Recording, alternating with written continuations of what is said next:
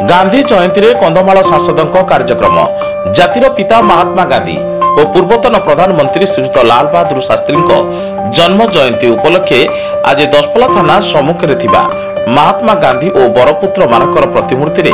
माल्यार्पण करने संगे संगे गांधीजी और प्रधानमंत्री श्रीयुत नरेंद्र मोदी स्वच्छ भारत अभियान को तृणमूल स्तर में कार्यकारी करुवा दशपल्ला एनएसी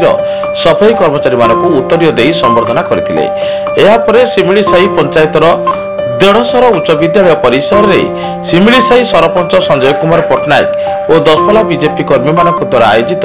स्वच्छ भारत कार्यक्रम में जोग देते कार्यक्रम में दशपल्लार पूर्वतन विधायक पूर्णचंद्र नायक दशपल्ला एनएसी उपाध्यक्ष किशोर चंद्र दास दशपल्ला एनएसी सांसद प्रतिनिधि अंजन कुमार दास सौम्य रंजन रथ